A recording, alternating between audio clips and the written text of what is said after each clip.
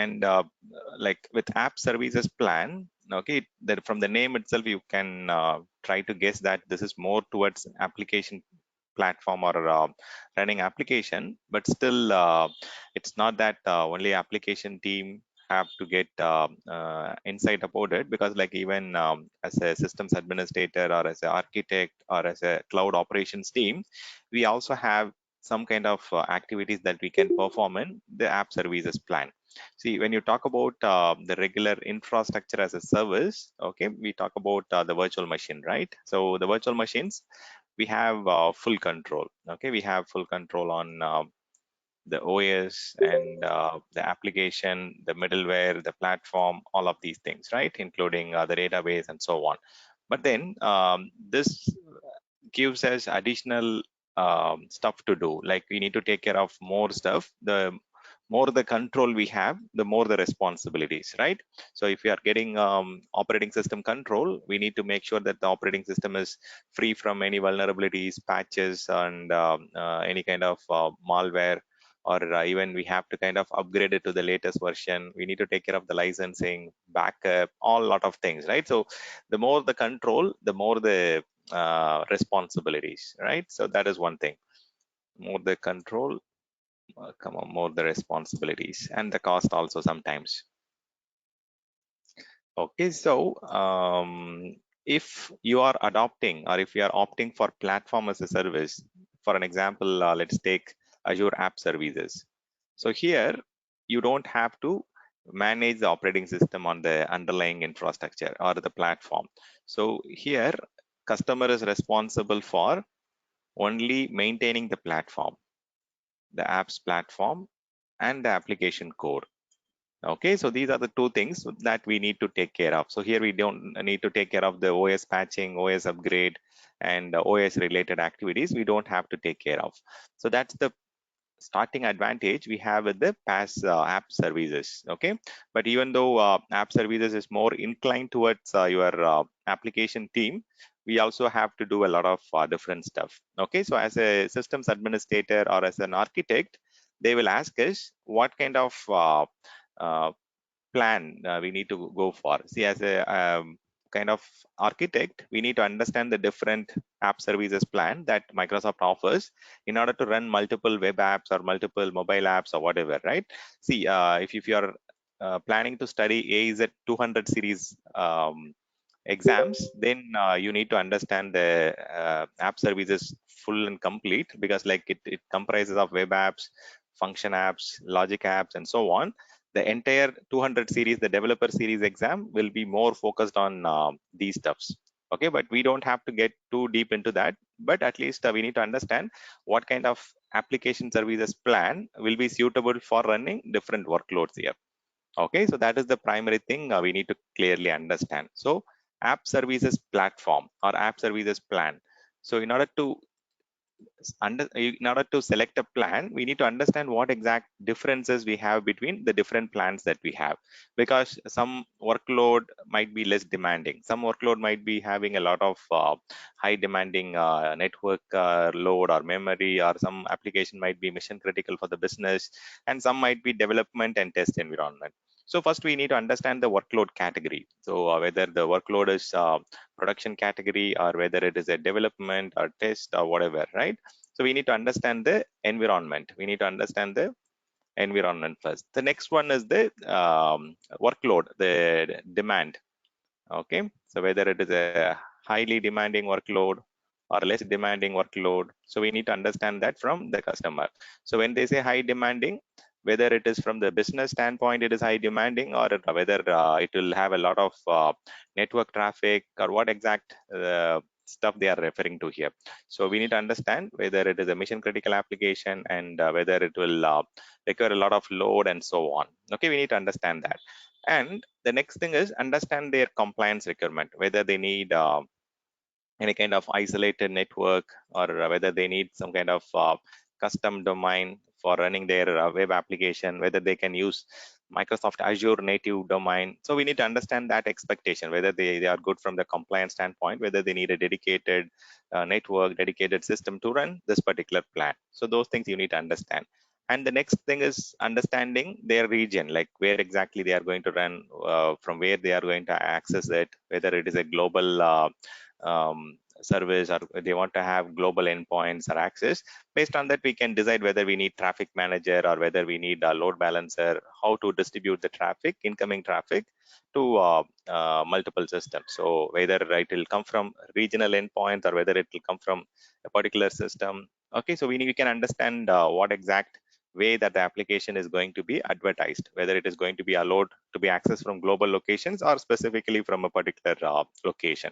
So these are all some basic things you need to understand before you go and choose the app services plan. But besides that, there are few other things like whether the customer is looking for auto scaling or whether they want to have some control on the cost.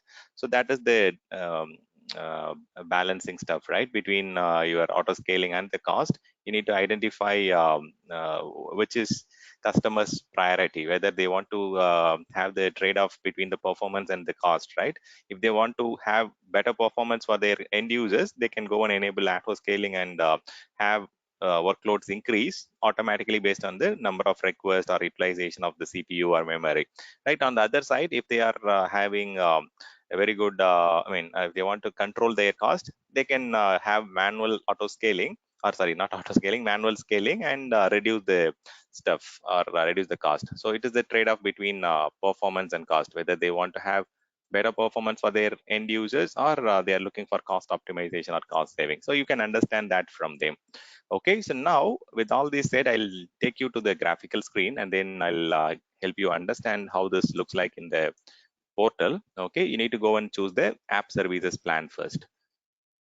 Okay, so as of now, there is no plan. So if you look at here, app services plan represents the collection of physical resources. So when you go and choose a plan, it will combine the backend physical resources, CPU, memory, and stuff. And it will also give you the option to choose the location, whether you want to do auto scaling or manual scaling, how much size you need, whether you need 6 CPU or 8 CPU, or what kind of memory you need, how much network you need. So all kind of sizing and the stock keeping unit you will be able to choose from the app services plan. So app services plan, it is the plan that you are choosing to run your web application. So within one app services plan, we can have multiple web application or multiple mobile application, or you can have multiple applications running in a particular plan. Okay, so that's the first thing you need to understand. So in order to create a plan, first step is to understand how much is the CPU, memory, storage requirements, right?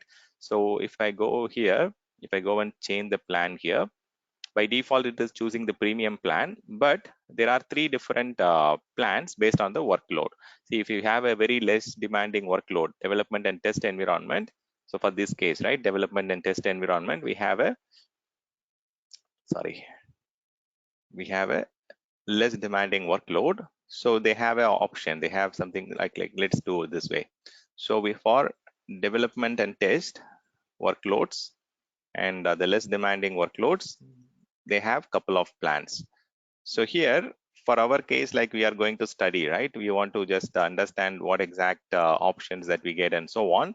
And for that, you will get the basic one or the B1 plan. The B1, first B1 plan for the core Linux is actually free for 30 days. If you are spinning up an app services plan using this particular B1 plan, the basic B1 plan, it is free for first 30 days. Okay, that you can use for evaluation or understanding the technology and so on.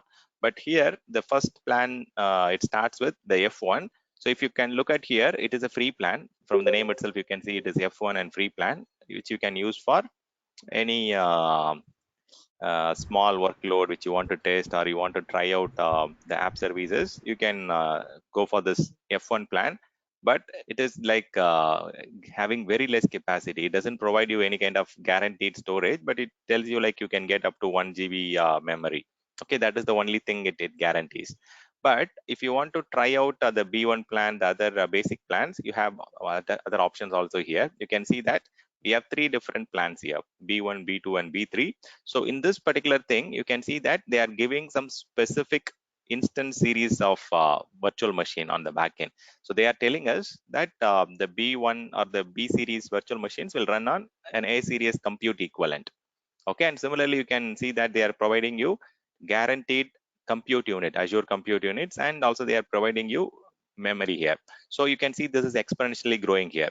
100, 200, 400 ACU. Similarly, 1.75, 3.5, and 7 GB memory. So based on the choice of yours, you can go and choose B1 or B2 and B3, but there is a difference in the sizing of it. If you can look at here, the Azure compute unit is different and memory is different, and also you get a few more additional options. Let me tell you what exactly those are.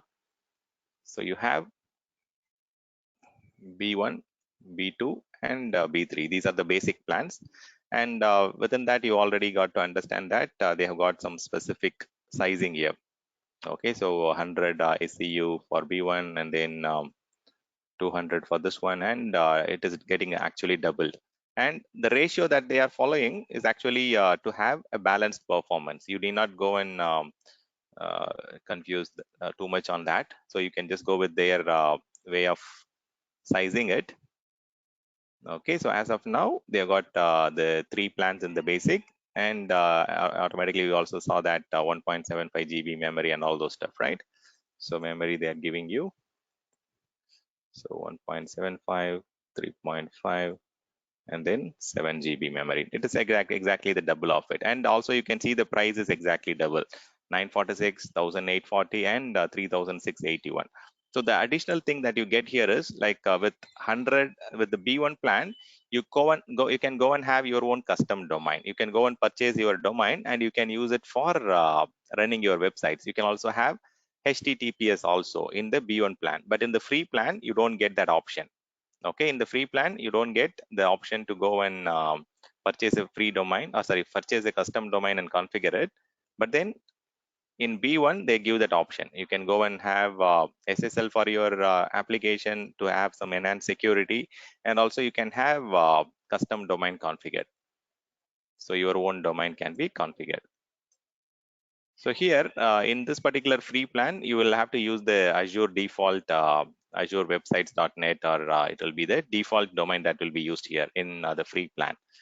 Okay, so and also you get manual scaling. You can go up to 3 instances in B1. Similarly, in B2 and B3, all of these 3 plans give you option to go up to 3 instances, and they are clearly mentioning it is subject to availability. So if you are choosing a premium plan or if you are choosing a standard plan, that might have higher precedence than your basic plan. So only if there are some availability of additional instances, they will go and increase this. Okay, so and again it is manual scaling. You have to go and manually add additional instances if there is some performance issues and so on. So these are the 5 different aspects which has to be understood between these 3 plans. And ideally, like you can see that only the compute unit and the memory is changing in all these 3 plans. Otherwise, you are getting all the same options. You are getting custom domain, SSL binding for HTTPS, and you are getting your manual scaling option, and some additional storage capacity. So here, if you look at the storage capacity, all of them give you 10 GB of capacity to store your application codes and stuff. Okay, so you need to understand these 3 different plans here. Okay, B1, B2, and B3. Based on that, you can go and choose the basic plan. So basic plan is primarily for development and test environment, and you should not use it for production. So this one is free. Okay, so you can use it for some POC or whatever. Okay, so now comes the next. If you have an environment which is production category, you need to go and choose the premium plan. By default, minimum you have to go and choose the premium plan. And within the premium plan, we have a standard category S1, S2, S3, and we also have a premium category here. So the standard category starts from around close to 5,000 INR. Similarly, here the premium category starts from 6,000 INR. But if you look at the comparison, so you can see that some of the premium plans starting from version 3, okay, they are giving you option to go and choose virtual CPU. Virtual CPU is different from Azure Compute Unit. Azure Compute Unit is a combination that they actually give you. Maybe it might be a logical socket, or might be a logical core or logical thread. But here you get guaranteed virtual CPU, like your on-premises VMware environment or virtualization environment. So you get to select how many virtual CPU you need from the P1 version 3 option. Okay, within the all the version 3 gives you the vCPU. The version 2 actually doesn't give you the vCPU. When I say version 2, I'm referring to this one. Okay, P1 version 2, P2 version 2, P3 version 3, right? Sorry, version 2. So version 2 does not give you option to select the vCPU. Okay, version premium version 2. No option to choose vCPU. Instead, we get Azure Compute Unit. So that might be a logical thread or logical concept, but premium, sorry, I think premium version 2. Version 3 option is available to choose vCPU. But the important thing you need to understand is it might be like additional cost here. Okay, you can see that they give you guaranteed 2 virtual CPU and the pricing starts from 6,800. Similarly, double and higher. So 2, 4, 8 virtual CPU. Similarly, the memory is also doubling here, 8, 16, and 32. But the main difference between the what do you call the development and production, here, if you go even to the standard plan, you get auto scaling up to 10 instances. That is the biggest advantage you are going to get if you're going for the standard category. So here in your basic plan, you only get manual scaling. You need to go and choose how you need to go and increase from 1 to 2 or 2 to 3, like only up to 3 you can go up. But here in the standard plan itself, you are getting auto scaling option. You can go and enable this auto scaling and you can make best use of it. So here this is S1, S2 and S3 plan. Okay, so with standard plans you get auto scaling and you also get the staging slot. See, in your development environment, if you have worked on some development projects, you might understand that they will create multiple staging slots in order to push the new application code first to the development environment and test it, and then we'll go to the production environment. Maybe some organization might have QA1, QA2, Dev1, Dev2, and then production. So you can have up to 5 staging slots before you go and swap it to the production environment. And also you get backup options here, daily backup. So your code and database and all those stuff can be backed up automatically up to 10 times a day with the backup option in the standard stuff. So if you go to S3 and all, you get up to 50 GB capacity. You get more compute, memory and storage as you go across the plan. Okay, that is already visible here, 1.753 GB and 7 GB and all, right? And similarly, if you go to the plans here, you can see the price is also getting doubled when you go and ask for more memory and compute capacity. But there is not much difference in terms of the auto scaling and the custom domain. So you also get the option to go and integrate with traffic manager. So with the non-production workloads, you cannot go and integrate with traffic manager. We saw the lab for traffic manager maybe third week or fourth week, right? We saw like how to access from different geographical region. And we also use some GeoPeeker site to show you the example on how the traffic is getting routed from Asia, Americas, and different region, right? So here with Traffic Manager, you can allow this application services to be accessible from the global internet using the DNS namespace, right? And with that said, you can see there is a premium plan. Premium is mainly for the mission critical workloads, or even for some of the organization, if it is a production workload itself, they will go for premium.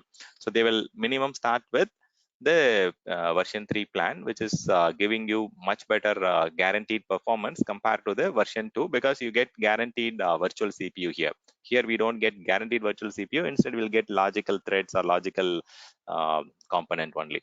Okay, so the biggest advantage of going with premium, you get additional staging slots. Okay, with premium plans, you will get additional staging slots. Maybe I'll try to cover it here only.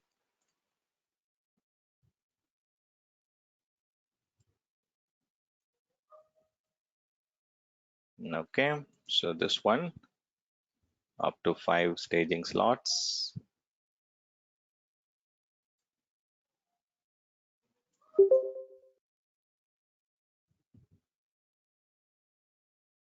Here you will get up to 10 staging slots in your P1 category. So if you go to this P3 version 3, you can go up to 20 staging slots.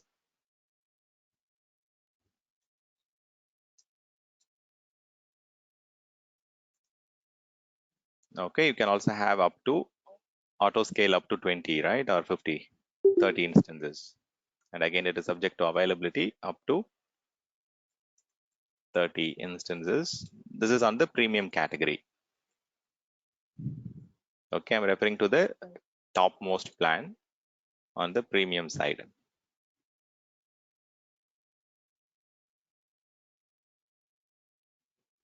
Okay, and you can have up to 50 backups a day. So all these things are keep on increasing, including your storage space, the compute capacity, and so on.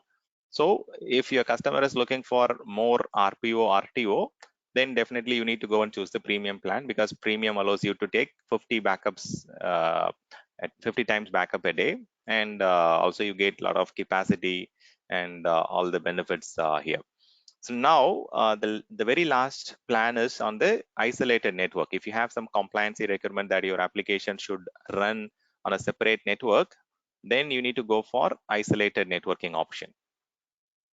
Okay, here you'll get an option to go and create a separate VNet. You can go and create a separate subnet for your app services, and this gives you separate virtual networks for compliance and security purpose. Okay, that is the largest plan. That is the last plan that you can see on the right corner here. You can get advanced networking and additional scaling option. You can go and scale as much as you want. You don't have any limitation there. So first you need to understand the nature of the application, and you need to choose the plan. That is the first thing you need to understand as an architect, as a sysops team, or as a systems administrator. We need to make sure that the customer is using the right plan for their web application. So here I'll just go and choose only the standard plan. Let's not go and burn our cost here. Let's go to the S1 plan here, and I'll apply it, and I'll just go and create. So you have two options. When you go and choose the plan, you also need to understand where exactly or what exact operating system you need to run your application. Okay, whether it is Windows or Linux. See, if you look at here, some applications, see, there are a lot of applications that the application I mean the app services plan will support. Like you can go and choose whatever app platform. When I say whatever, I'll just maybe list down your the languages that it supports. So when you go and deploy an app services, you get option to go and deploy your favorite languages. Like it can be .NET. Since it is Microsoft Azure, I'm referring to .NET as first option, but it depends on organization to organization. You can also run it on .NET Core or Java or Ruby or Node.js, JavaScript or Python or PHP, Go. So it supports a lot of different programming languages. So based on the programming language you are selecting, you can go and choose the operating system on the back end. See, not all the programming language supports all the operating system, right? If you're planning to run something on Windows platform, and based on your favorite language, then you can choose the Windows plan. Okay, so based on your favorite language where you have written the programming or the coding, you can go and choose the plan. So here let's do one thing. We'll create one Windows plan. Also we'll create one Linux plan.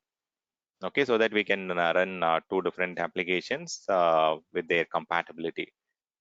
Okay, let me go and choose the East US here. Okay, let me just go and use the same default one. I'll just say this is Windows App Service Plan 1. This is all fine. So you also have the option to go and enable zone redundancy. If you want to have a data center level redundancy, you can go and choose it. Okay, so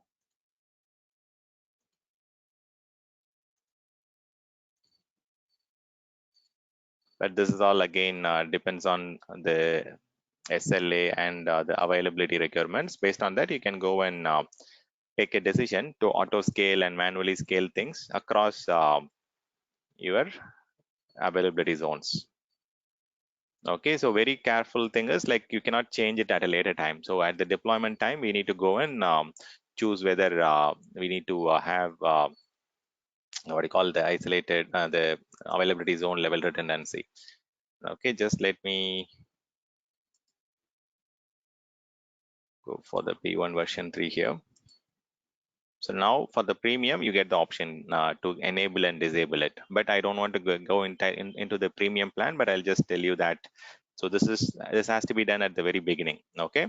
And I'll just go with the standard plan. Only the premium plan supports you the different zone level redundancy, okay? And that automatically provides you better availability and uptime because of data center level resiliency. Okay, let's go and create the plan first. So before we go and create any web application or app services, the first thing is to go and create the app services plan. We need to go and choose the app services plan. That is the first important thing. Okay, so in order to do this, you need to have a discussion with your app owner or the business to understand what exactly they are planning to run, what kind of control they need, what kind of hardware resources they need. You need to ask the right questions to understand their requirement. You need to go and explore these different things. So based on that, you will be able to identify what plan to suggest them. So you need to ask all these questions, whether how much CPU they need, how much memory they need, whether they need a custom domain or they can use the default Azure domain, or whether they need a HTTPS, the SNI binding, or whether they want to have a HTTP only, and whether they want manual scaling or auto scaling, and how much storage capacity they need, and how many staging slot they need, how much time RPO, RTO they are looking for in terms of backup, and whether their website will be exposed to the global internet and people will be accessing it from the global locations. We need to understand that. Then the compliancy requirement, whether they need to have a dedicated network, and the last one is the redundancy level, how much availability uptime they are looking for. So any questions from anyone on asking these questions or understanding the application team's requirement? So based on these questions, you'll be able to understand what they are looking for, and you can suggest them which plan is suitable for their requirement. Clear? Yes, no, maybe. Yeah, yeah, yes, Danny. Yeah, it's Okay, clear. fine. Thank you. Sure. Okay, let me just do one thing.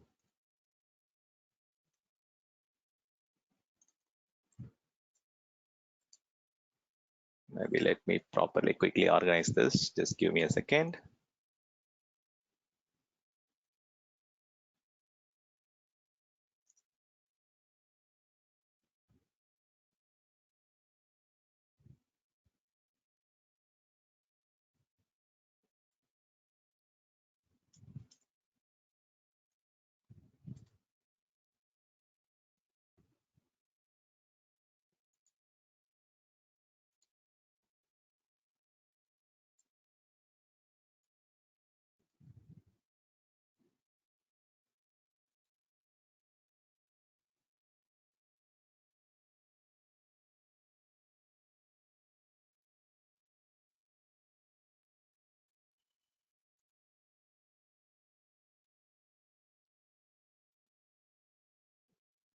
Okay, so these questions will be able to help you differentiate between which plan will be better for them.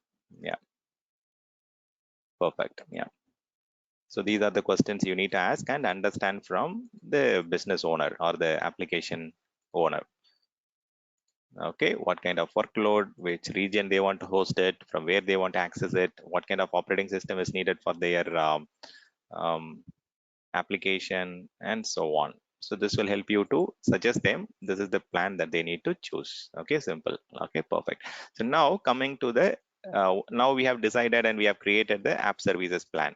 Okay, so we have created one app services plan for Windows, and now I'm going to create one more for Linux. You cannot have mix and match of the application workload. You need to have a separate plan for Windows, separate plan for Linux. Okay, let's create one more.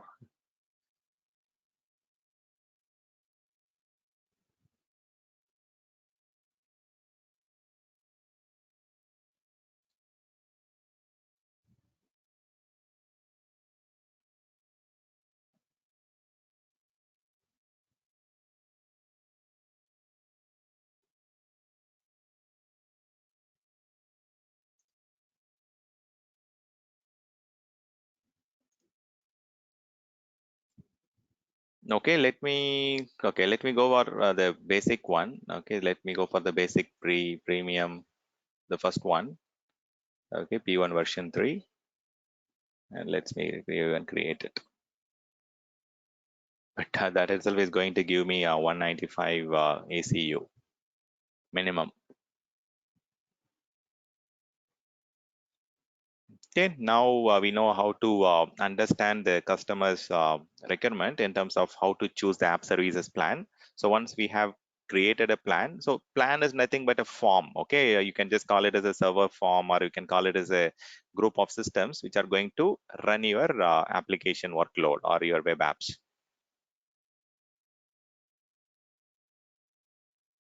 You can also fit in multiple web application into one app services plan. Okay, so you can run multiple web apps. That is something you need to clearly understand. It's not for one web app, run multiple web application or mobile application and so on. One plan can consist of many number of web apps based on their individual requirements. Okay, now let's go and get inside the web apps or the app services. So see, Azure App Services, as I told you, it is the platform as a service plan where you can go and run your application. See, once the code is ready, we can just go and run the code, or we can just upload the code to the platform as a service plan here, and you can start running it. Here we need to only take care of the application code data and only the access privileges. We don't have to manage anything else here. So the rest of the things, the underlying infrastructure, underlying OS, underlying management of the operating system issues, all will be taken care of by Microsoft. We'll not have access to the OS layer itself. Okay, and mostly it is all HTTPS based service is what you are going to get. Okay, let me. Okay, so we can use it for web applications. Maybe like people will get carried away. It's again website only. We can also have your IIS based website or Apache based website, and you can also have your mobile backends. You can also create some REST APIs using the app services plan to integrate your application. But the biggest advantage of going for app services is that you need not wait for creating the virtual machine or bringing that virtual machine up to the right standard configuration and so on. Here you can just go and quickly deploy the application code once it is built and ready. So this is going to help you concentrate only on the application. So when I say quickly build, I'm referring to the application build. When I say deploy, I'm referring to the application deployment. Once after you build and deploy it, then obviously we need to go and monitor it. We need to take care of the backup and manage it as we run. Also, we need to take care of the security. Okay, so if you talk about application, web application, then app services is the quickest way of running your application without any kind of burden on the backend. So you need not worry about the availability of your application, because the backend operating system high availability and the redundancy, all those things are taken care by Microsoft here. So only thing is we need to take care of the development and the build part of it. So we don't have any kind of control on the backend. Is there a question? Okay, or else I'll just mute that line.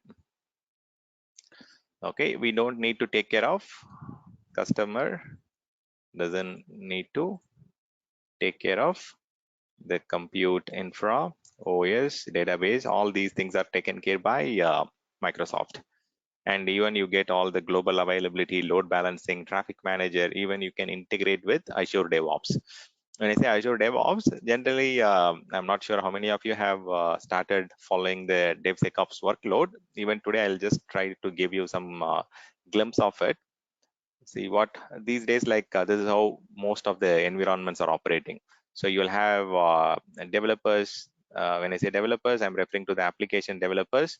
So application developers, once they are done with their code, okay, let me just put it like this. So once they have completed creation of their application code, okay, let me mute Magesh line. Okay, so here looks like Sunday his kid is also watching. Okay, so here application code, you can get it checked into any of the source control system, or any of the centralized source control system, like maybe you can have your GitHub or GitLab, or there are many tools, right? Bitbucket. So there are hundreds of tools that are available, but the mostly used ones are the GitHub or the GitLab, Bitbucket. So there are many other tools, but I'll just list the top three, which is used for checking in the source, the code of the application. Also, the infrastructure team, they also started using the same repository for checking in their infrastructure as a code. See, we are also planning to discuss this ARM templates, right? So the templates, the CFTs are in AWS, they call it as cloud formation stack, or the CFT templates, right? So all those infrastructure as a code will also be checked into the same repository. Okay, so infra as a code. Similarly, like application is getting developed as a code, here infrastructure also people have started developing as a code. So this is referring to the infrastructure team or the DevOps team, or the system administrators. Okay, the cloud ops team. Okay, so we have the developers on the left who develop the application code. Here we have the cloud ops or the DevOps team who takes care of developing the infrastructure as a code, and then they check in that to the centralized repository. See, this repository can be even a SharePoint site, or it can be any kind of centralized repository, FTP site, or so on. And see that the customer, the individuals who are developing it, they might use their own tool set. See, some people, if they are a developer, they might use Eclipse for Java program. They might use Visual Studio for whatever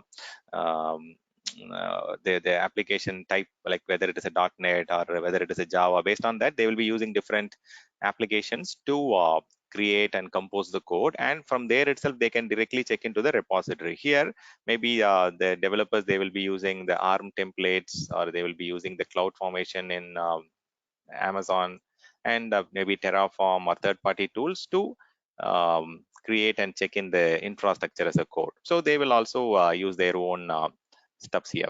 Okay, and once after the code is checked into the repository, then we might use some CI/CD pipelines or some kind of tool sets to continuously deploy the application to the application platform, and similarly the infrastructure will be created and deployed to the backend infrastructure, right? So that's what we generally are currently doing. Most of the organization, they are using a common source code or source control repository, or they have their version control system.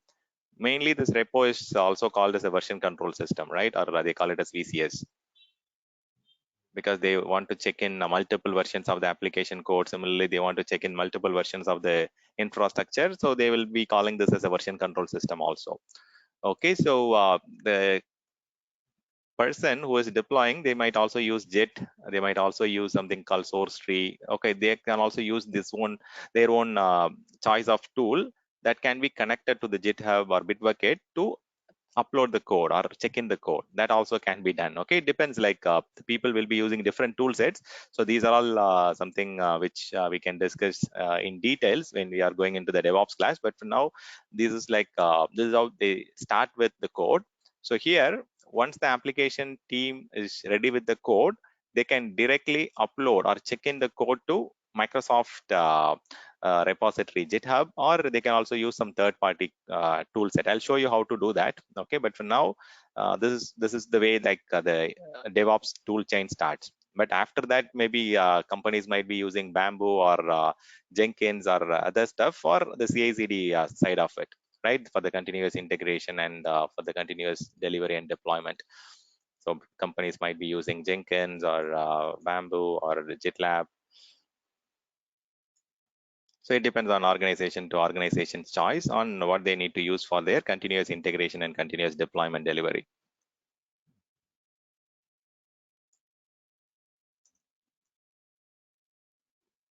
Okay, through which they will be continuously deploying it to the end environment. Okay, so this is how currently things are working. So it will go and deploy things on Azure or AWS or GCP or whatever platform. So now coming back to while we were speaking, the app services plans are now created and ready. We have two plans now, one for Windows operating system and the other one for the Linux related um, applications. Okay, so now if I go and say, go to web application or app services, I will be getting the option to go and create and deploy based on our choice of see, that's what I told you, right? You can build any standard based web application and APIs using .NET or Java or Node.js, PHP and Python. And this is mainly a very useful and powerful tool where you can just start concentrating only on the application development. You need not worry about the backend, what kind of server, what kind of operating system. I mean, operating system we need to think about, but we need not worry about what kind of server hardware and all those things. We can just build and deliver the application. That's the main thing that we need to focus on here. Okay, so now let's go and create it. I'll go and create an app service. See, based on our choice, see, I can go and choose, for example, if I go and choose, let's say PHP 8, and automatically the Windows is grayed out.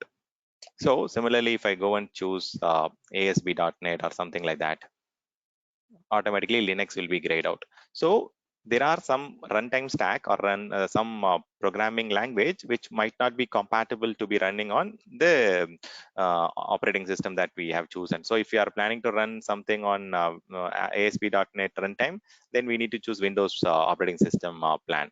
If you are planning to run something like the PHP or something which is compatible with Linux, then you need to choose the Linux plan. So that's where you have to, based on the runtime stack, you will be able to choose it. Just for an example, I'll write down something here. So for SP, and then this is like for PHP, just for an example, okay? So now let's go and choose some one plan for Windows, one for Linux. Okay. So now let me do it for ASP.NET, and I'll choose the Windows plan. So automatically you can see that I'll have to first select the resource group, and then this is what I was telling you, right? By default, you will be using the Azure websites.net, but you can change it. Okay, you can change it if you are using the standard plan and above. You can definitely go and change the uh, stuff here. So that's what I told you, right? It will be using the default website. And the problem here is if you're using the default one, then your name has to be unique across the millions of customers, because all the customers who are all very startup organization, or who are very new to cloud, they might be using the default domain. They might not be using their own custom domain. See, if I go and use something like web app and all, it might not be available because it might be used by some other person or someone in the production environment also. So we need to just have a unique name. Okay, I'll say standard stand win app 1. Okay, Windows application 1. Okay, so similarly, I can just go and choose my platform here, whether I want to have a static web application, or whether I want to run it using an application code, or whether I want to run it in a containerized environment. So you have three different options here. So when you go and deploy the application here, you get an option to deploy it in a application code, using application code, or I can go and deploy it in a container environment, or if it is a static web application, I can go and choose the static web application. So these are the three publishing options.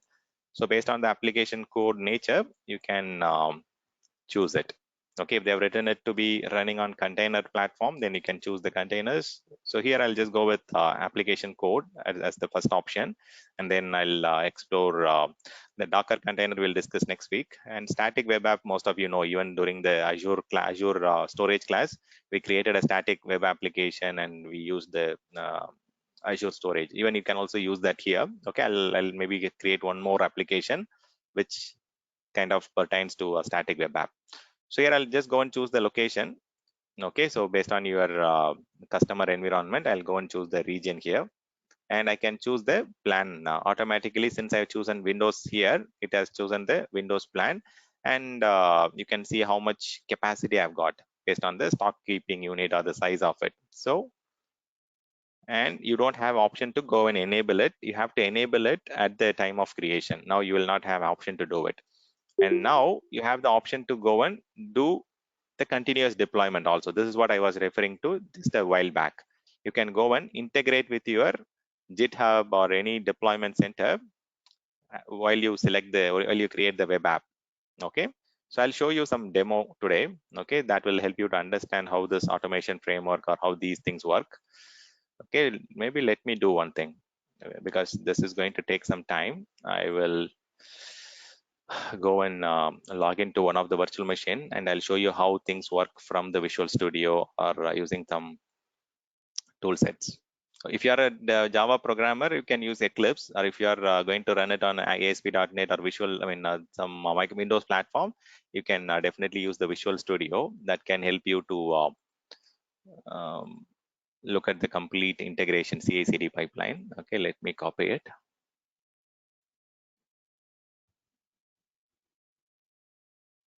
Okay, I'll log in and possibly I'll quickly download the Visual Studio while we are discussing here. Let this happen on the back end.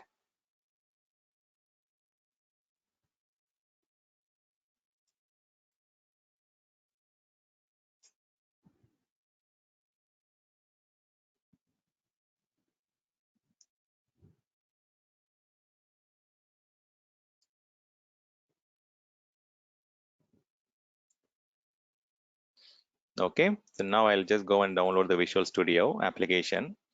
So you can download IntelliJ or Eclipse or whatever you are familiar with, but I'll download Microsoft Visual Studio here.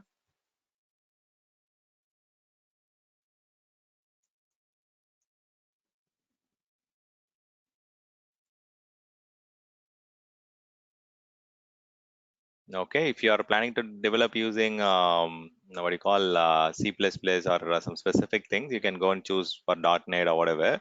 But I'll go and download the Visual Studio 2022. I'll go for the professional one. Maybe let me go for the enterprise. Okay. Okay, it's getting downloaded here. Let me start it. And like this is the integrated development environment for the Windows based application developers. Okay, let me continue. It will take some time. Okay, let it download and start the installation. Okay, I'm going to develop ASP.NET. Okay, and I can also integrate with Azure development environment if in case I need to. But if you are planning to use the Visual Studio for Python and Node.js, select those options also. It will go and download that many. See here itself, it is going to download 13 GB. Now, if I go and enable each and everything, it is going to add 500 MB or some additional 1 GB for all these stuff. So based on the uh, development team's requirement, they will go and choose it. But for demo, I'm just choosing a couple of things. Okay, .NET is fine. So I think this should be fine for now. But if in case I need to integrate it with my SharePoint or Office to check in my documentation code, I can also do that. But this is fine for now. Okay, I'll just go and install it. This itself will download 13 GB capacity. Okay, that is huge. Okay, so let this happen on the back end. I've already selected start after installation. Once after the 13 GB content is downloaded, it will go and start the installation also. Okay, let me minimize it. So now coming back to my web app. So I'll show you the continuous deployment options. I'll show you how the CI/CD works. Okay, even I'll show you the manual integration and deployment also. Okay, for now, like let's go and create it, and then I'll get into the practical rather than a lot of theory here. Okay, let's see the practical as much as possible. But during the DevOps class, we'll have a little more detailed discussion around these web app and mobile backends. Okay, now we have chosen a runtime environment, and based on that runtime environment, when I say runtime environment, I'm referring to the runtime stack here. So based on our ASP, it has automatically chosen the Windows plan. Okay, just a second.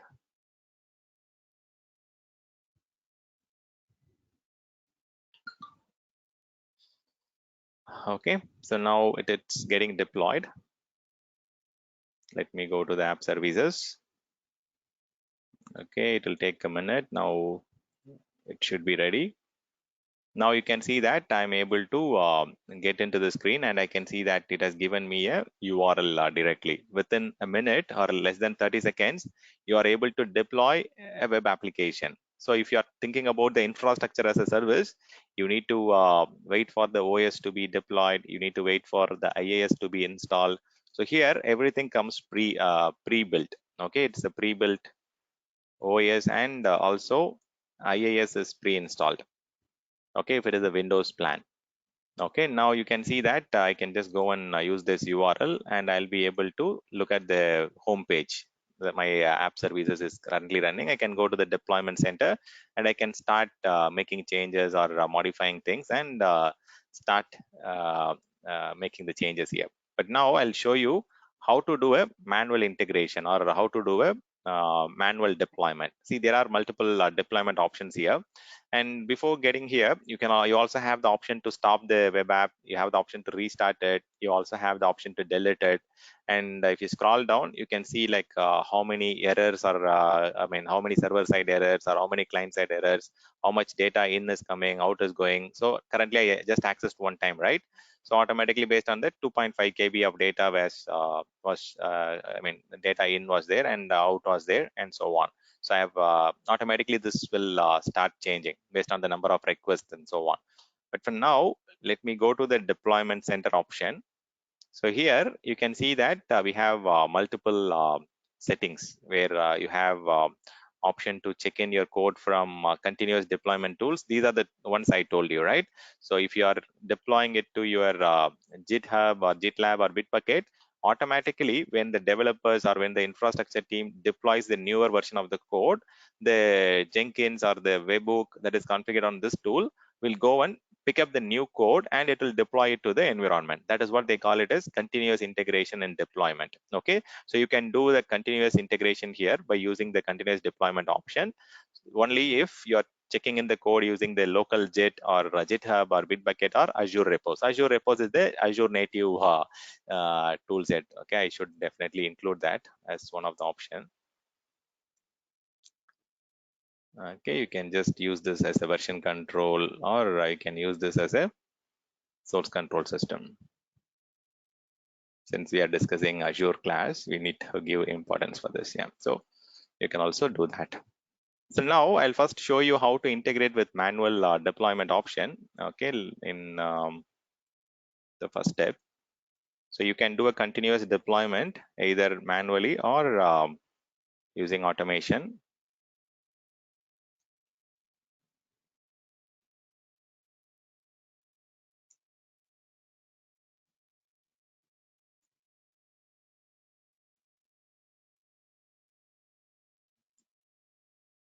Okay, so for the manual option, you have these options here. Okay, so let me take a screenshot.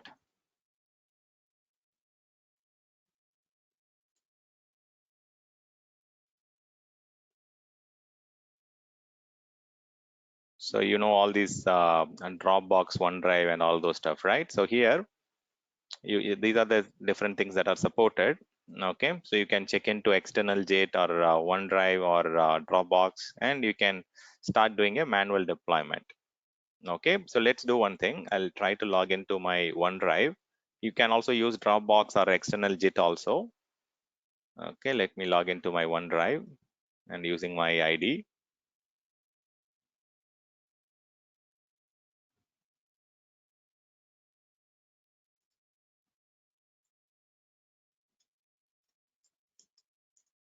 You can also use FTP site or Dropbox or any third-party external JIT also. So here, as of now, you can see that I've got attachments, documents, pictures, personal vault, and only this much, right? I don't have any other files or folders here. What I will do now is I'll go and select the OneDrive option here. Automatically, it is showing me that I'm signed in using this particular name, my name, and it is going to create a Stan Win app one. So if I just go and say deploy or save, it will go and create a particular folder in this account, which I have signed in here. Okay, as of now, I don't see any particular folder that has been recently created. All these are created in 2018 and 2021, and this is also 2018. Now I'll just go and save this now. So once I save this, automatically this web app deployment center will go and create a folder in my OneDrive here. So just, well, let's give it a minute and let me refresh. See, it has created a apps just a minute ago. And within this folder, you can see that it has created a Azure Web Apps folder. And within that, it has created Stan WinApp 1. Okay, so that is the name that I have created. So now I can just go and upload any code that I would like to, and I can start using it. See here, if you guys are familiar with your IAS web page, if you are a middleware administrator or IAS administrator, you might have been familiar with these options here. Okay, if you are not, then that's fine. Okay, don't have to get too deep inside it, but you might be very clear with these options here. So there is a web.config file in IAS. You can go and configure the application settings, and you can go and configure the connection strings, so on, in your IAS. If you're a middleware administrator or an IAS administrator, you might be very familiar with these paths and creating virtual application directories and so on, but it's not mandatory. Okay, so see, as of now, these are the different default documents that are supported. It can be in a HTML format, or it can be in a HTML format, or ASP or PHP. You can also go and add any different formats that you want to have. So these are the default documents. If you are using something like company.htm or company.php, you can definitely go and change it. Okay, so you can go and change that as a default document, but I can download anything with index or default or hosting start with these pages. Okay, so now let's go and do one thing. I'll just go to the OneDrive and let me try to upload any specific default files here. Just a minute.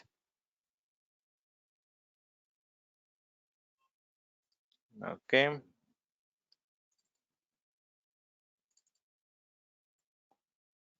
so let me check something here. Index.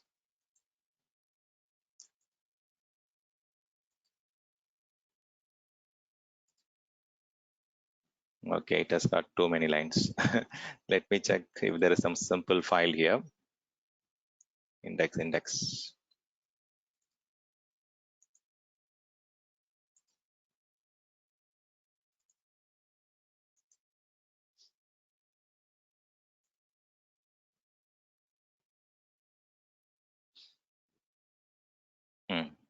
Okay. Azure Western. So this is the title. Okay, title will be visible on this particular top. Okay, and I can just say thank you for choosing to learn Azure. Okay, this is the next thing. Okay, let me just save it. Okay, this is a very small file. Okay, it's just a small. You can write it in 2 lines also. Okay, I'm just uploading it. Okay, once after I upload this file, okay, I have the index.html. So you need to make sure that you have the default documents index.html here, or you have to add it if in case it is missing. So now if I go and check this particular web link, as of now, it is not going to make any changes because I've selected manual deployment method. So even now I'll be getting the default home page, or it is showing me that I don't have permission. So now what I can do is I can just go to the deployment center and I can just go and say sync the changes. Okay, so as of now it is connected to OneDrive. I can disconnect and connect it to different OneDrive or different location, maybe Dropbox or any JIT locations. Now I'm just going to sync it. Okay, so now it is going to redeploy whatever changes I've made to the OneDrive. So now if I go and refresh it, I should see the title is getting changed to Azure with Stan, and also I could see the couple of lines that I've written. Okay, so congratulations. Thank you for choosing to learn Azure, and you can see that the title has changed to Azure with Stan. So this is how we generally go and configure by using a manual deployment. Either you can put it in your OneDrive or Dropbox or any FTP or Clio or whatever. You can use any locations to check in your code, and from there you can automatically pick up using this deployment center option. So this is the manual way of doing things. Okay, and if you are a startup or a mid-sized organization, you can definitely do it. But in a very large organization, they might be using the DevSecOps pipeline or the automatic integration from your Visual Studio or Eclipse or whatever. So I'll restart the system. It has completed the installation. So while that is happening, maybe we'll look into a couple of other options also. So here, if you look at some of the options, I have the option to go and scale up and scale out. So since we have chosen the S1 plan here, I will have option to go and change it to other plans. So scale up plan needs downtime. Okay, you need to change from one particular compute size to another size compute size. You can change this. Okay, you can change the plan anytime you want. So you can definitely go and do a scale up the plan at any time you want.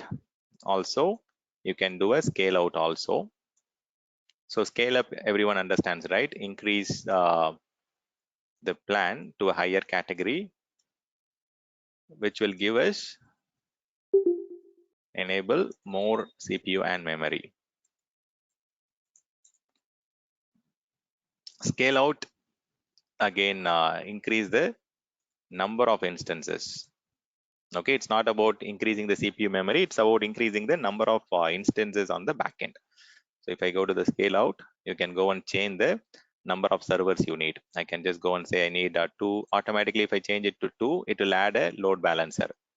Okay, so as of now, it's since it is only one instance, it will not have any load balancer. I can also go and configure a auto scaling also based on the CPU utilization, memory utilization, or number of incoming network requests.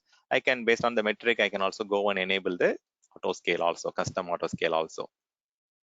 Okay, I think we saw some demo on the auto scaling at the beginning sessions. So you can also go and enable auto scaling also. So that way you need not go and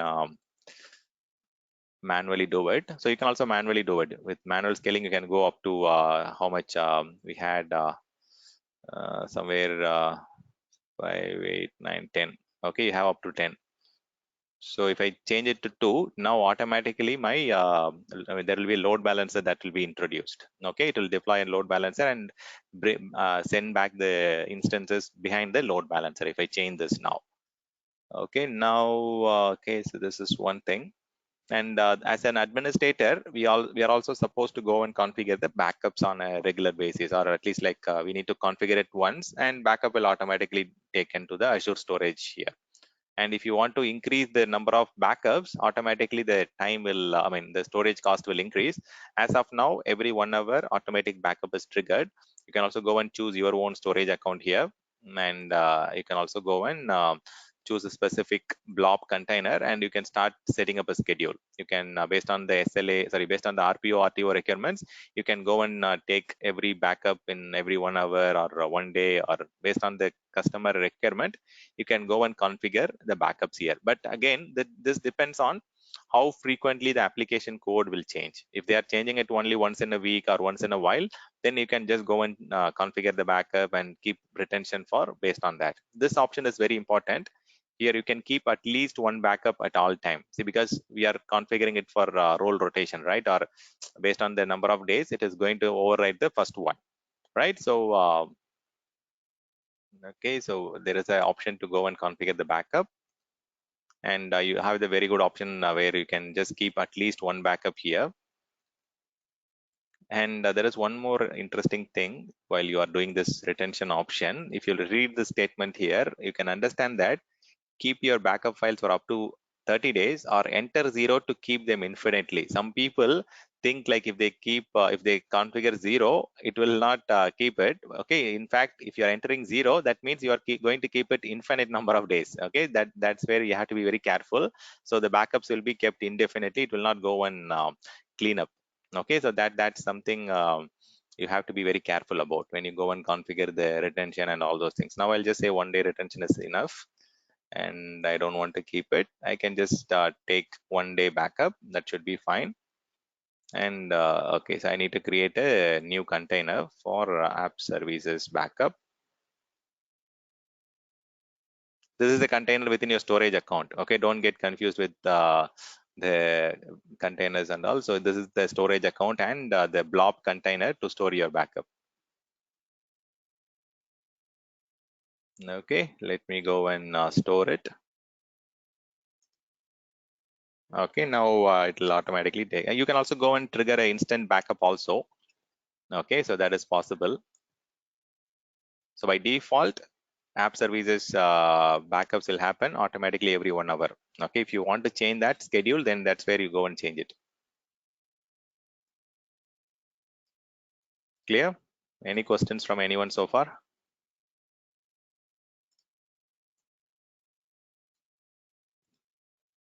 Okay. No, Stan. Yeah, that's good. Okay, perfect. Thank you. Okay, let's refresh it.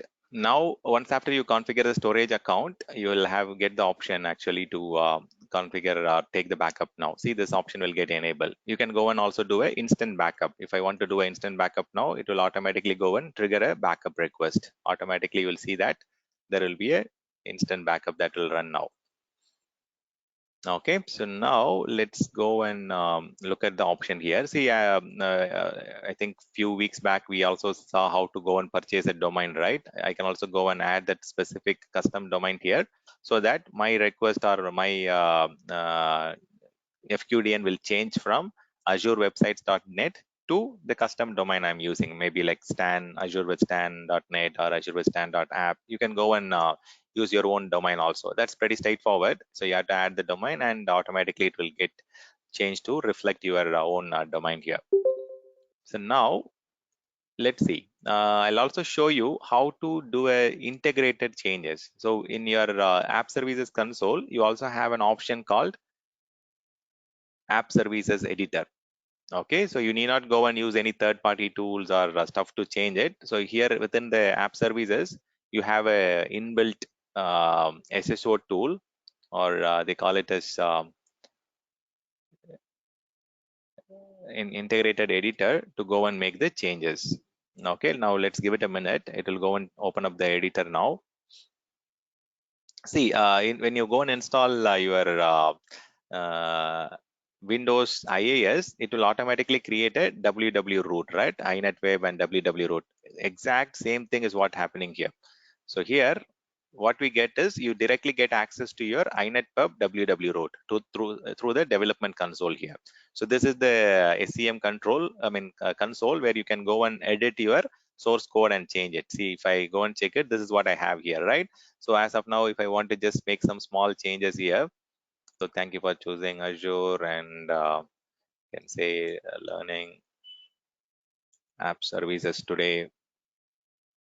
Okay, and I can say thank you. Okay, you can also go and change the colors if you want. Okay, but that's fine. Okay, let's see.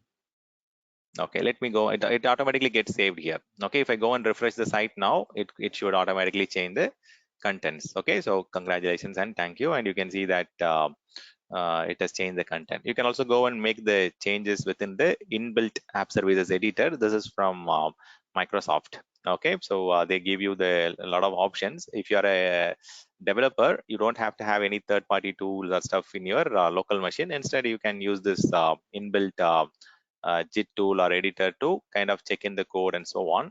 Okay, so that is the app services editor, and you get the best of the best tools in advanced tool option here. If I go and select the advanced tool option, they give a tool called Kudu editor, or they call it as the SEM Kudu services. This Kudu is a very powerful tool which you can use to configure any kind of changes on your web application. This is a very powerful tool. The reason I say that, you can see that it gives you the option to go and check the different processes that is running or a process that are running, and you can see which process is consuming, which user is connecting to that, how much memory it is using. So it gives you a very clear details on different handle that is currently there. See, as of now, I can see only my worldwide web publishing exe is running and consuming this. You can also go and collect the IAS related events and start the profiling. So when you do that, you get to understand more details about that particular handle or particular working set. Okay, so this is something which is inbuilt on your Kudu Explorer or Process Explorer. This is a very powerful tool. They call it as a Kudu environment.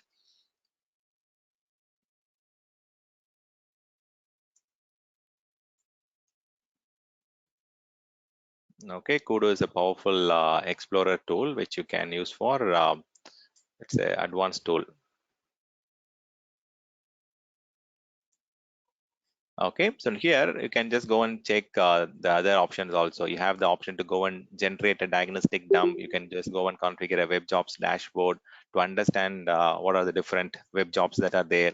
And you can also go and get inside the debug console, but this is more towards troubleshooting from the command line or the PowerShell to generate some debug information and get more insights about what's going on. But this is very powerful tool where you can go and make a lot of changes and stuff, and you can see that you have a lot of options to configure also. If you go to environment, you can go and look at the complete system information, what kind of OS it is running, where exactly it is installed, what kind of directory currently we are checking in the code.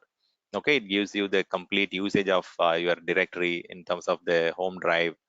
Okay, it gives you a lot of detail: application settings, connection settings, environment variables, complete details like your complete IAS configuration data is available here. And you can go and make changes whatever you would like to. Okay, so you have the option to get the index changes, and you also have the tools here. If you want to go and download the deployment script, or if you want to generate a diagnostic dump, you can do it. So you get a lot of powerful options. See, within a second it downloaded the complete dump of the application.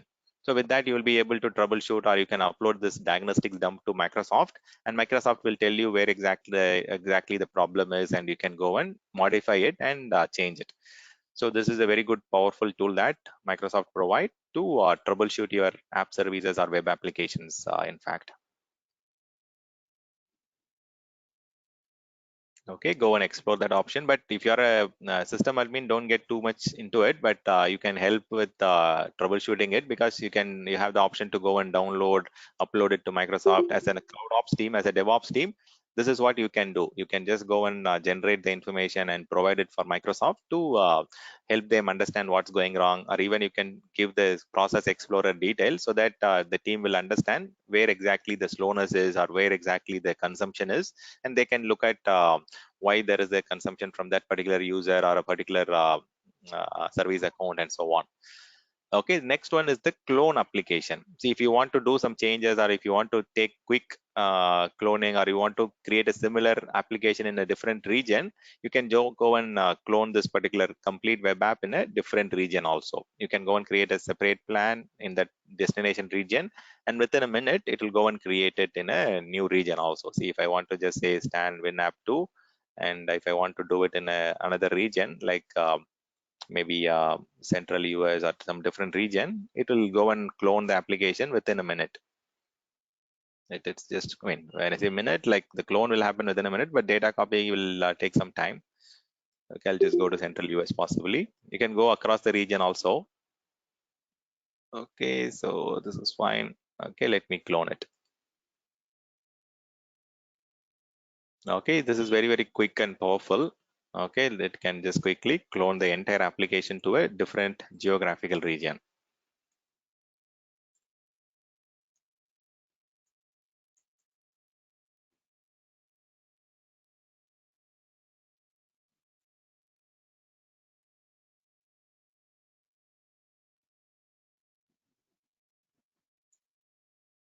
Okay, so the plan that we are creating is applicable only for that region. So for each and every region, we need to go and create the plan. So it will take some time. Okay, so it will take some time to, and again, you'll have to pay double the cost, because we are cloning the complete application, and it's a separate cost that you will be charged from a different region. Okay, so be careful about it. Okay, so let's see what's going on. Okay, let's go to the console here. Okay, now you can also modify stuffs, or you can also check what kind of files there is in the, see, this is the only file that is there. I can go and copy that file or make modifications. See, here also you can do a console level management. Okay, this is like a command line console option to your Windows web server. Okay, you'll be connected to the www root, and you get that beautiful option to play around. So as of now, it is having only that one small index.html file. Okay, you can just go and make changes, you can add additional files and so on, and you can verify it. So you get console access. That's the beautiful thing. At the command line level, you can just go and make whatever changes you have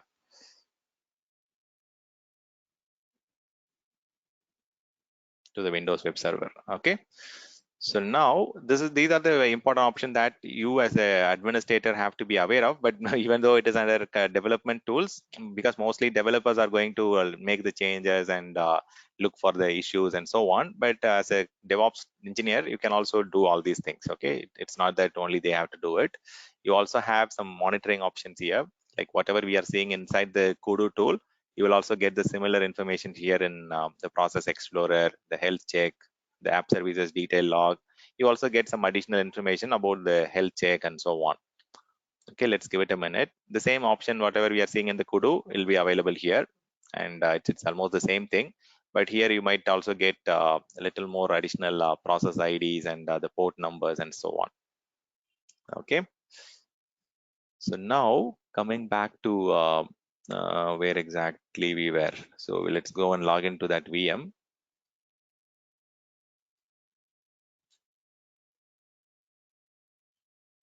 Any questions from anyone so far?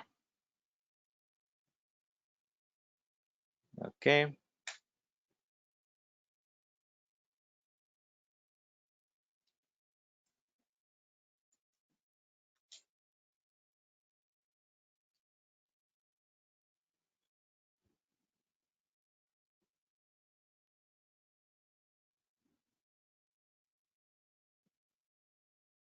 Okay, let's give it a minute for Visual Studio to buffer and load.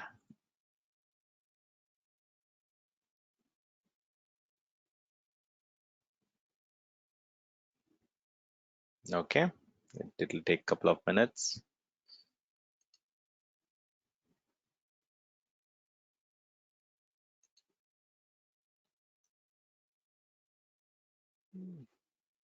Visual Studio 2020.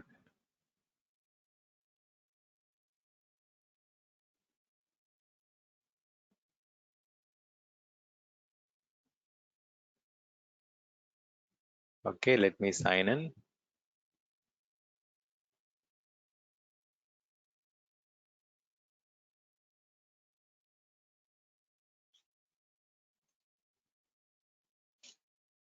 Okay.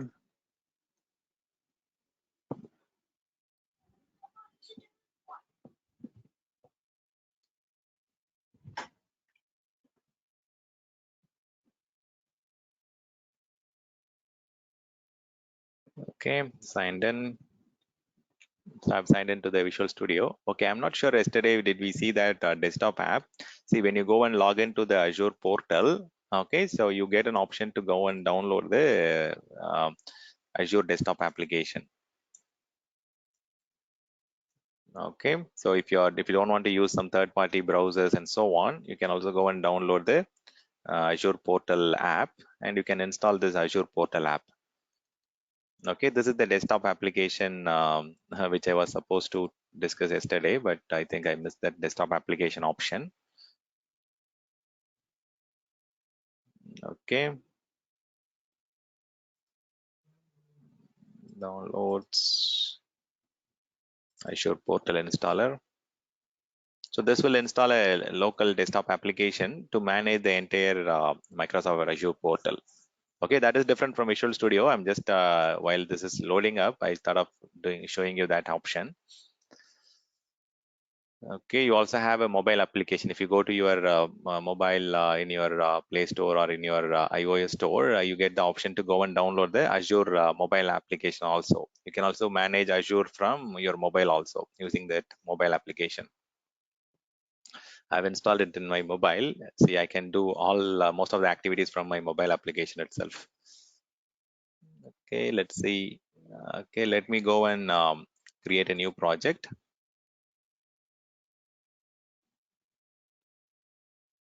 Okay, let me create a, okay, let's not create a core. Let's go and create something which is visual. Okay, like web app.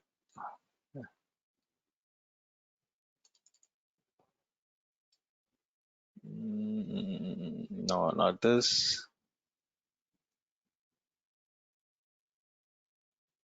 Okay, we can create something with ASP.NET with React.js. Maybe I mean, I'm not a good developer, but I can just choose one stuff which is having some graphical or better visualization. Okay, let me select that. Let's go and try it. Okay, I can just give it a name called Stan Project 1. Okay, or else if you want to give the same name, you can also give the same name. Okay, so go to App Services. I'll just call it as Stan Windows App 1. Maybe we can also try this. Okay, let's not disturb the WinApp 1. Let's go and open up the WinApp 2. Let's see whether it is working. Yeah, okay, perfect. So Stan WinApp 2 is working perfectly in the other region. Okay, I'll just copy this one. Maybe we can go and use that. Okay, so let me place the solution and the project in the same directory. Click next. Okay, I want to use the okay .NET 0, sorry 6.0. Okay. Okay, I don't want to configure for HTTPS, otherwise it will ask for certificate. I'm not sure. It is choosing .NET Core. Oh, did I choose .NET Core? Okay, okay, I might have to change it. Like, okay, let's give it a try. Okay, it's not a harm to do that. Okay, let me go and look at the files here. So before I mean, I can just go and start building my application. And before that, I can just go and connect to the cloud first. Okay. So because I want to publish my application to my Azure portal. Okay, let me log in.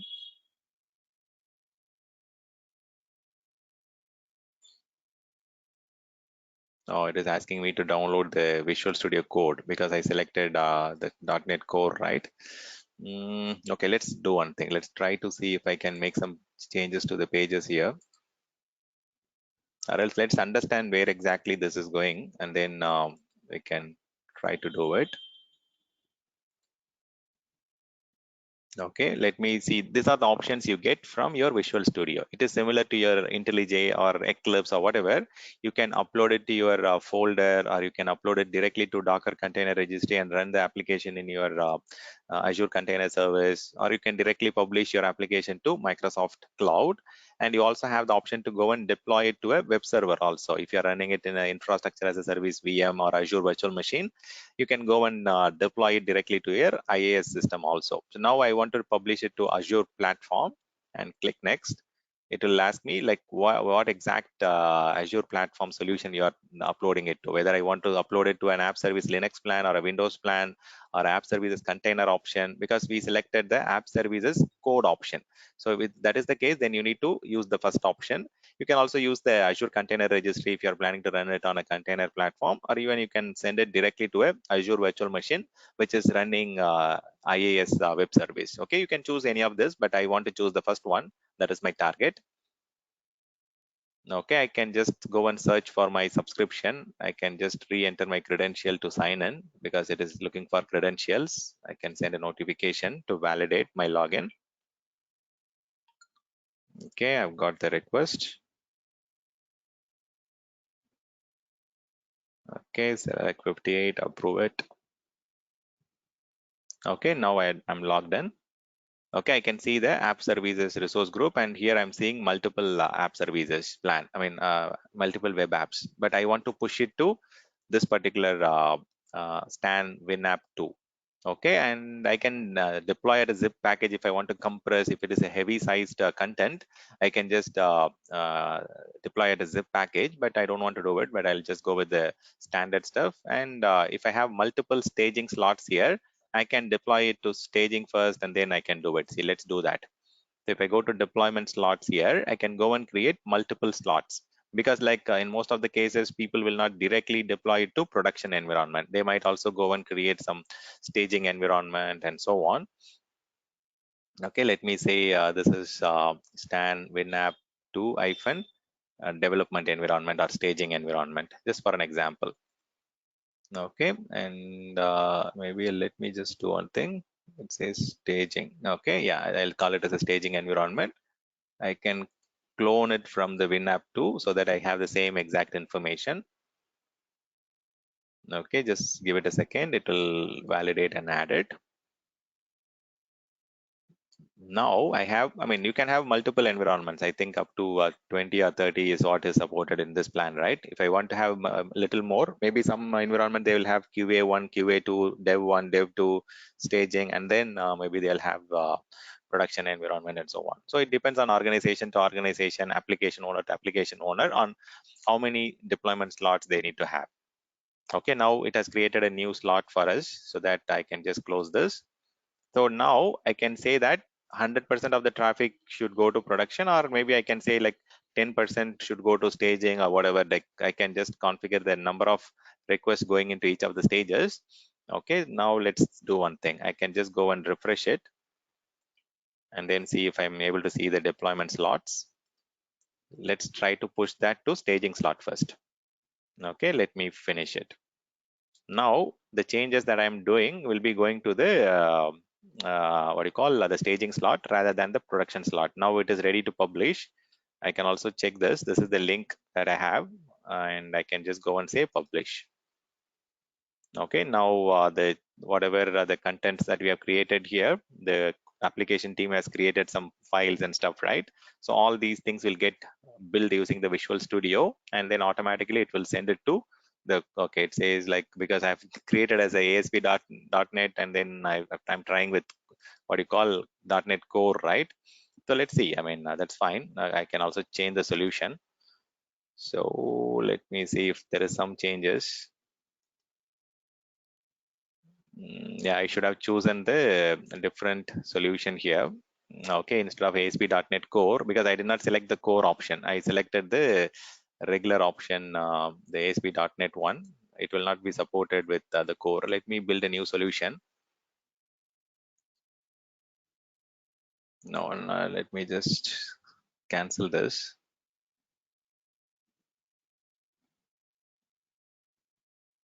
Okay, that's fine. Let me refresh it, and then I'll try to create one more.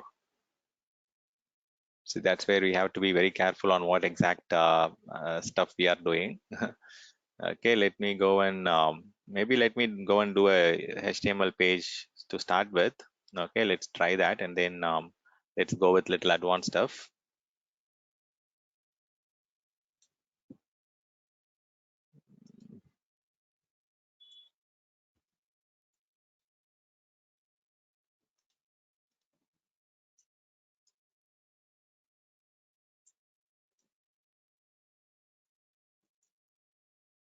Is someone in this class very familiar with Visual Studio?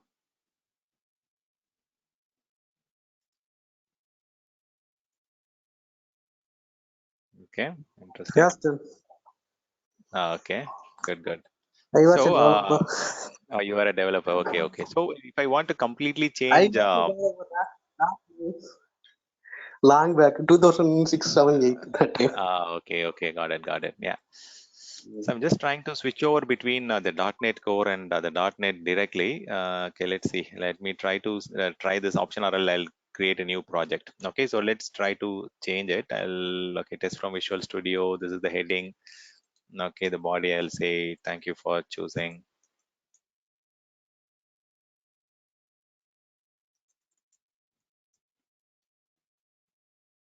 Okay, let me save this.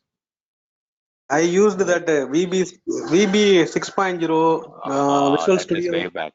Okay, okay. That Yeah, from that time it has things have changed a lot. yeah, lot. Yeah, correct. Uh,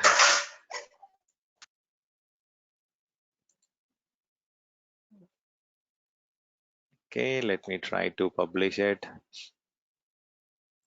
Even I don't generally get into all these things, but let's try. Okay, so let me clean up all these things. Let me create a new one. Yeah, Stan better can create a new solution. Otherwise, Correct, it'll be always the yeah, error. understood. Yeah, makes sense. Yeah, so here I'll just go with the regular one instead of the core one. See, I should have read this one clearly. It says core.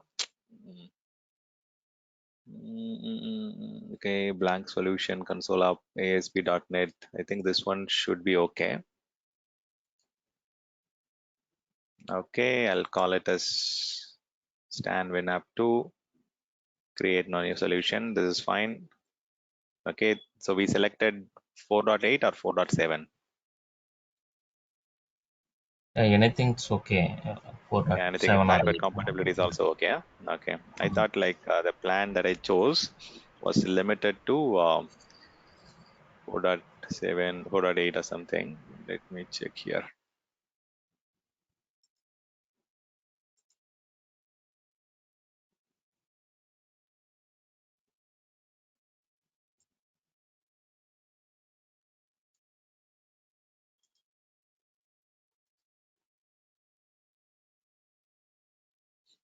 Okay, let me go with the latest. I think I selected 4.8, but let me just select it here.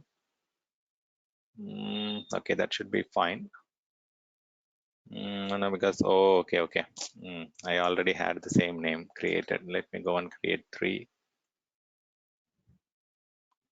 Okay, now I can just go and create an empty form, or I can just go and create some one single page application that can. Okay, this is fine. I can also enable Docker support if I'm pushing it to Docker.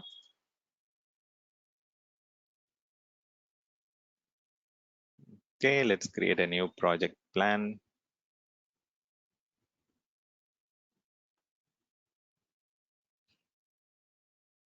Okay, now I am done with some basic. Oh, it has created multiple folders and file structure. That's fine. But now let's go and publish it.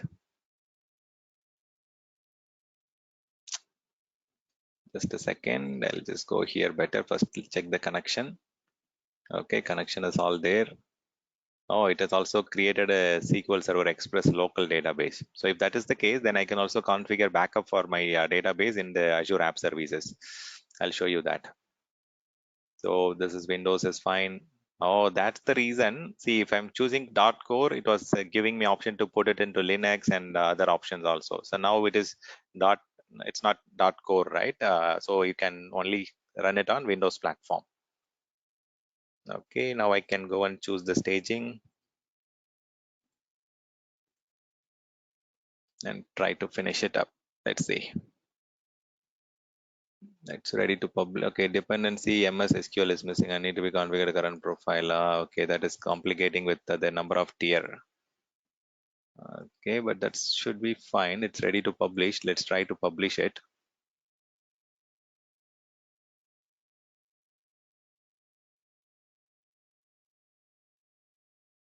But I have not installed the local MS SQL Express. That should not cause any confusion. Let's see. Okay, so it succeeded. It's opening up the staging website here.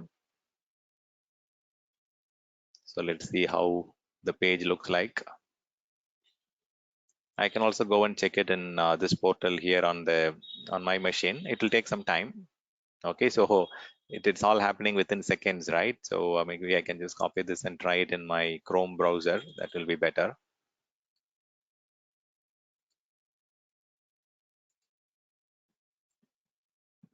Yeah, I'm able to log in, and I can see that there is an application and all those stuff. Okay, so this is a .NET based application. I can go and make changes. I can integrate it with my authentication tool. You can see it is my ASP.NET application. I can also try it from my this machine here. You can go and open up the link. Let me minimize it. Let me click that. So you can see that I'm able to completely get it. So I can also go and change it slightly here. I'm not sure what is the home page. Startup web API views model content. Bootstrap site. Any idea which one might be the home page here? Okay, here it is, the home. Here Yeah, it that's is, the the one. account. That's the one, right? Okay, Yeah. perfect. Okay, it says, okay, Naka home. Okay, let's try to make some changes here. What kind of information I'm seeing it? So I'm saying application name.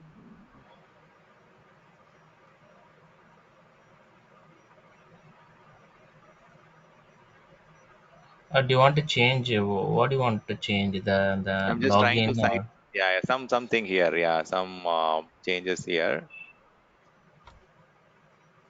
okay, can you check with the controller? Controller, huh? Controller, Okay, let me controller. just try it here. Okay, maybe this is the login Yeah, one, I it's guess. no, yeah, Okay, yeah, here, let's see. login. Yes. Let's try to change that.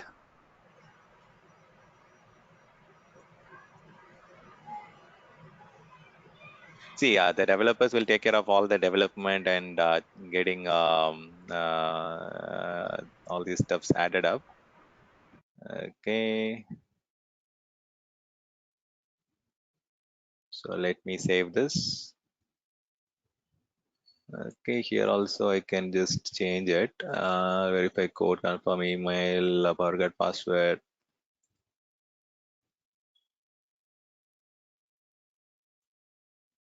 Okay, you can change whatever you want. Okay, register as a new user option. Okay, this is all fine. Okay, so let's try to make the changes and try to republish it again. You have all the options and stuffs to make changes. This is a little high configured one. Let me try to just a second. So if I have just configured to pick it up automatically to my main slot, I can also do it. Now I can publish if I'm good with all the changes and testing, I can directly, this one is staging, right? Okay, I can just go and push it to my main site also. Okay.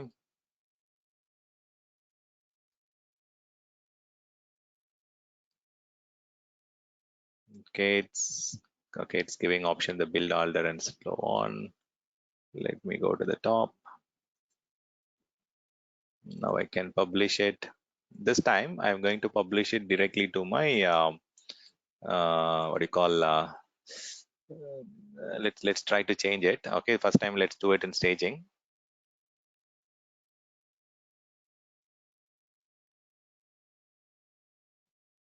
Okay, it will take a minute or two because we have not made any major changes here. I can also integrate this with Azure DevOps pipeline. Okay, but that is going to take us some time. We can discuss that during our DevOps class. If in case you guys are enrolling for DevOps, we'll also discuss that. See, you can see that things have changed. See, whatever modifications, whatever you want to make changes, you can change the application name with your company name. You can also integrate with some of the backend systems, and you can have your own application. That is not your role. Okay, that is something developers will take care of, making all the code changes and stuff. But the beautiful thing is you have a lot of options from the Eclipse tool or from the Visual Studio or from the IntelliJ IDEA tool. You have a lot of direct integration where you can go and push it to your app services. So, and also you can see that there are a lot of options to play around. Mm, mm, mm, mm, mm, mm. Let me just open up this plan. Stan, can you move Yeah, from staging to the production? yeah, we can swap it here. I can show you that quickly. See here, if I go to my app, if I go to my win app here under the deployment center or the deployment stage, I have the option to swap. I have the option to kind of move. So I have the option here. So if I swap Yeah. here, it will automatically change from the staging to the main target. Now I can just Oh, say that's swap it. Automatically it will perform the swap. So you can, I mean, there are a lot of options which you can play around, but this will become more of a AZ 200 series class. There are a lot of things here. I mean, I'm just giving a glimpse of it. Okay, you can just Okay. when you get a deep dive into authentication configurations, you will get to more. You will get more understanding. But for which you need to be either an IAS or a middleware admin or a kind of developer with good understanding of how these things work. You will be able to quickly grasp. But I mean, you can go and play around on this if in case you are really interested. Yeah, so it will take some time. Okay, meanwhile, I'll show you how I can make changes to the other app service here.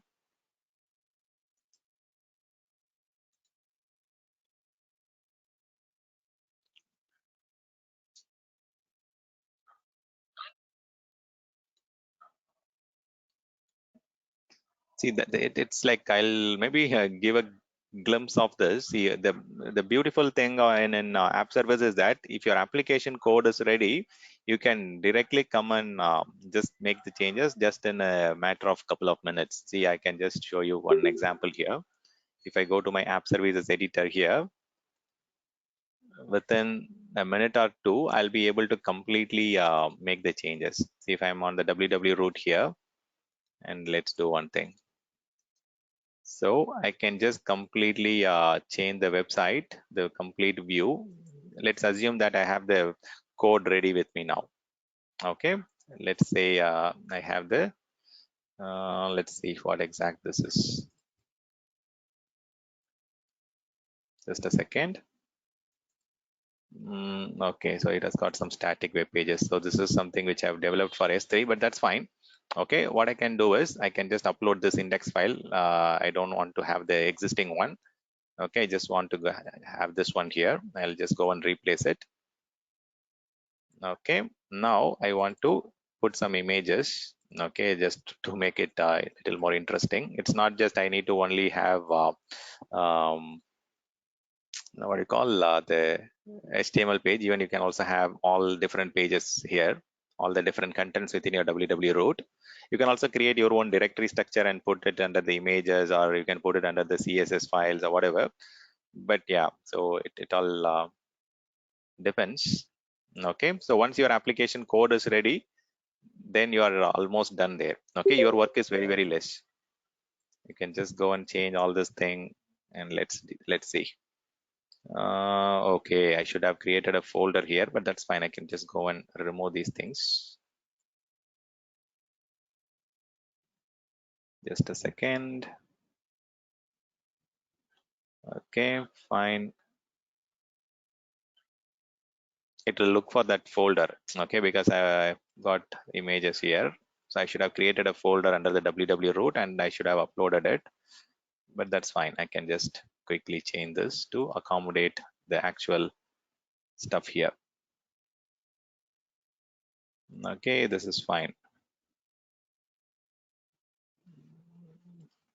Okay, now I can start a coffee shop in this location in my place here under the uh, uh, Chennai, India. Okay, that's fine. So weekdays, that's fine.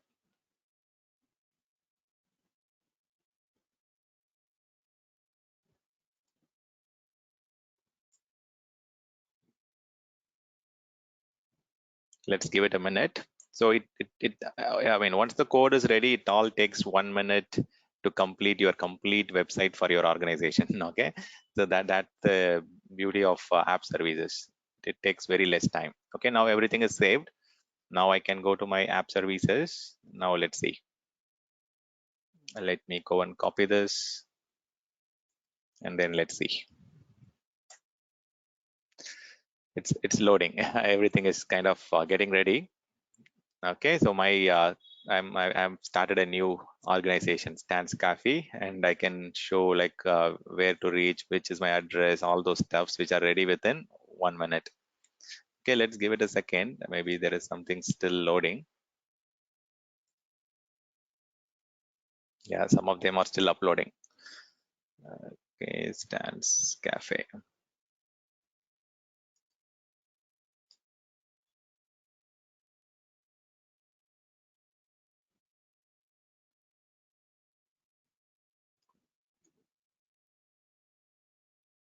It will automatically save. Okay, so that's another thing. Yeah, the moment you change, everything will get saved. Okay, if you have some few PNG files or JPEG files and one index page, you can start your website in a couple of minutes.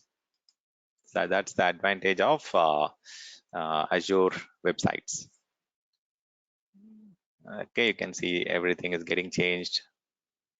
Okay, so that's fine. So now you can also look at how much data that is coming in, going out, which ones they are looking at, how much is the response time. So now you can have a good visualization on a lot of different things. And if you want to look at this in a very detailed way, you can click on this app inside.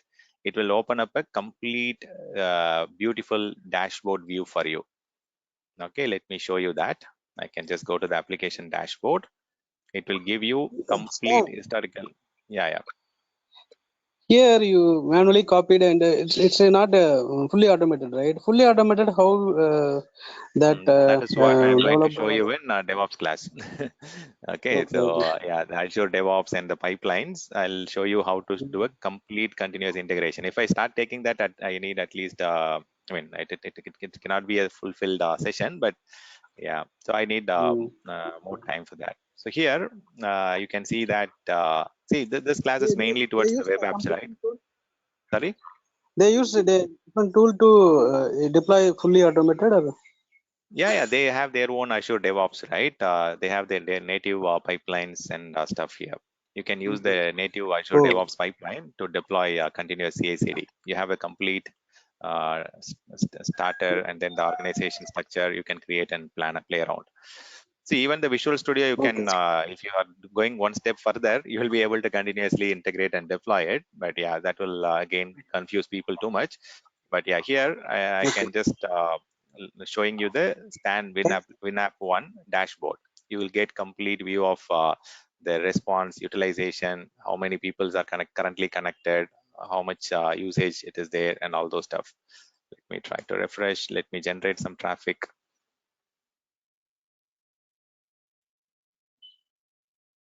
Yeah, go ahead, go ahead. If there is a question, please ask. So, okay, here it is. Happy Easter and all. Yeah. Okay, fine. I thought that it will be here. Okay, now you can see all the pages, all the files are uploaded. Chennai, India. Still, there is something which is pointing out to images. All right. Okay.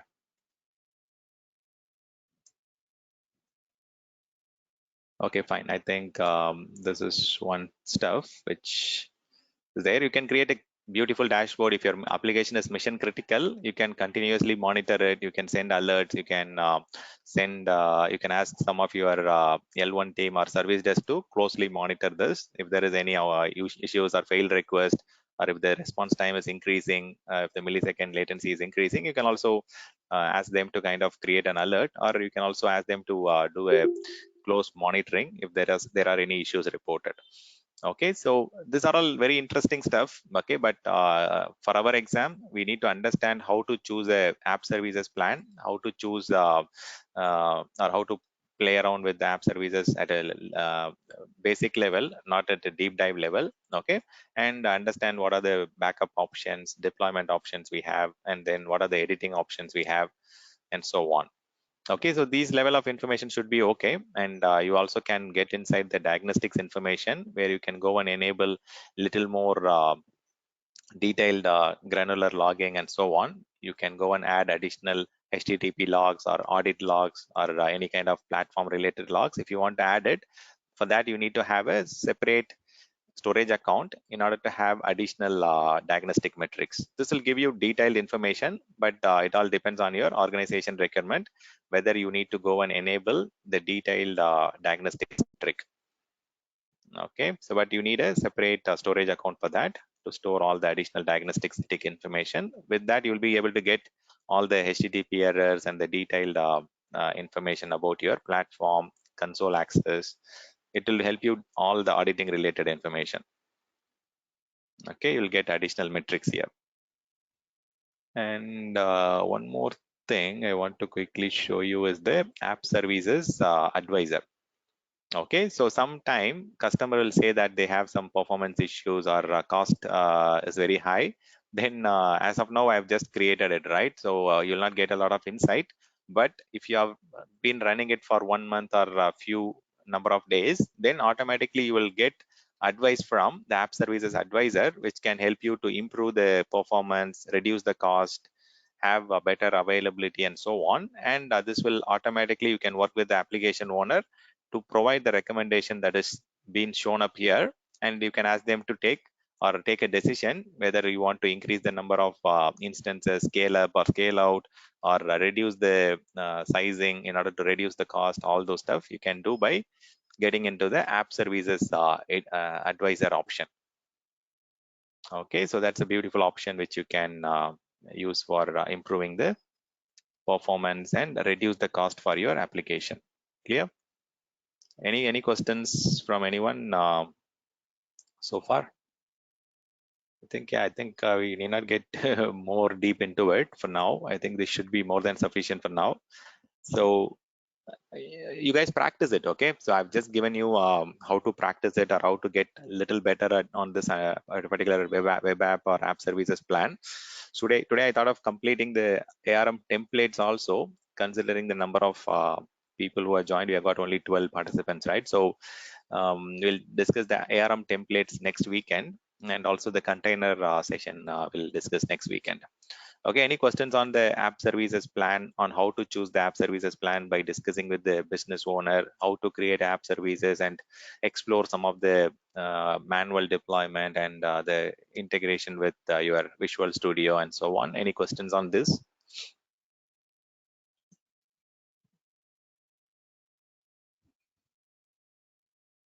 Okay, I'll be here for 2 more minutes. Okay, if you have questions, please feel free to raise. Practice. Okay, if you are doing at least 2 or 3 web application, you will be much more clear on how this works and how you can get better at it. Okay, so practice is what is needed from your side. Okay, let me close this. Stanley, Yeah, is there any yeah. Mm. Udemy courses for only for app services and other related stuffs? Yeah, Any I other? think it should be there. Just 1 minute. You want Udemy, right? Okay, just a second. Yeah, because I plan to practice for the app services area the more. So the Yeah, in yeah. terms of Just. migration activity for apps from on-premises to Mhm. cloud and the vice versa. Okay. Yeah, just a second. Azure App Services, right? This guy, Scott Duffy, you know him, right? He's a good Yeah. trainer on Uh-huh. Udemy. He might have a Okay. special Azure App Services course, or there is a guy called Manzoor Ahmad. Okay, so he actually Okay. teaches app services. You can search for it. Okay. Okay. Yeah, Okay. Scott Duffy course or Mansoor Ahmad course for app services will be good. Okay, yeah, in Udemy platform. Yeah, Oh, okay. Okay. Sure. I'll let me check. sure. Okay, so okay, I'll stop the recording.